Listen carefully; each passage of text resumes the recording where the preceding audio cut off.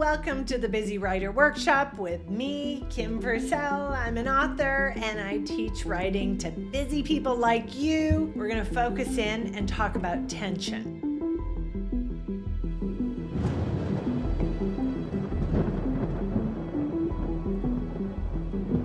When you're thinking about tension and suspense, well, you might just be like, it has to be fast-paced, but actually, character is the most important thing. If we don't like your character, it doesn't matter what you make happen. So really you have to make us think your characters are sympathetic or fascinating. We have to care about them. We have to want them to do well. Even if they're imperfect, and they should be imperfect, we need to buy into that character and care. Otherwise we just close the book and say, who cares? We need to know what the character wants. And then we have to care if they're gonna get it. Then when you put obstacles in their path, we'll be like, oh no. There also have to be stakes. If they don't get what they want, it has to be a big deal. Someone's gonna die, or their life will be ruined, or something big. If they want a peanut butter sandwich and they don't get their peanut butter sandwich, wah, we don't really care. So you have to think, what is that goal and why does it matter?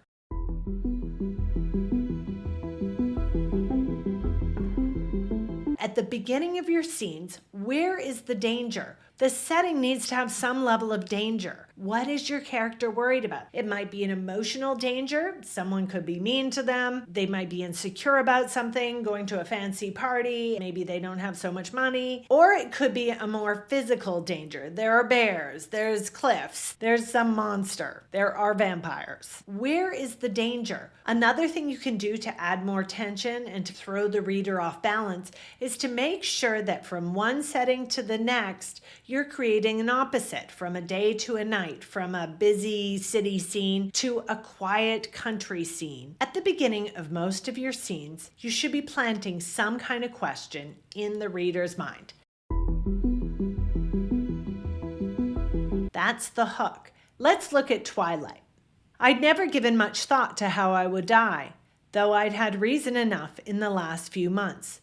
But even if I had, I would not have imagined it like this. Okay, so first of all, what? She's gonna die? And second of all, how's she gonna die? In The Seven Husbands of Evelyn Hugo by Taylor Jenkins Reid, the first line is, can you come into my office? That's never a good sign. We're definitely wondering what's gonna happen in that office. But we don't just have it at the beginning. This continues throughout the scene. So soon as that question is answered in the text, then another question is posed in the reader's mind, and we keep reading to find out what that answer is. Think of the question that is sitting in the reader's head at any moment. What are they wondering? Let's look at Gone Girl by Gillian Flynn. The story really gets going when he gets the phone call from the neighbor. I just thought you should know. Your door is wide open. And that cat of yours is outside. It isn't supposed to be, right? That is planting a question in our heads. First of all, why is the door open? And second of all, why is the cat outside when the cat's never outside? As he walks into the house, everything's turned over. And we wonder, oh my gosh, something really bad looks like it's happened here. Our suspicion is a little bit with him because he's not acting normal, and that continues throughout. We're wondering what happened to his wife. These scene questions are so important, and this is not just for thrillers. It can be for literary fiction, it's for romance, it's for children's books. We need to be wondering something.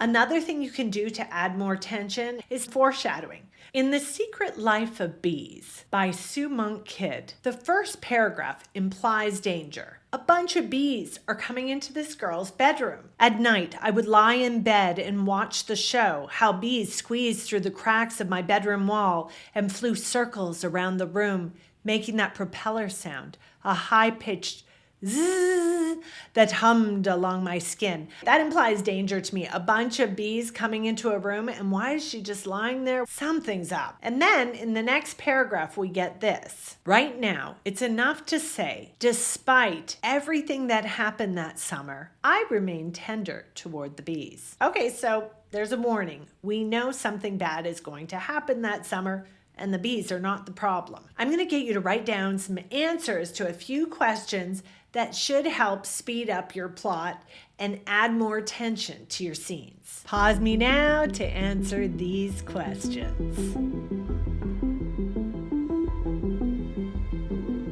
Okay, I'm going to leave you with that. Good luck. You can do this. Bye-bye.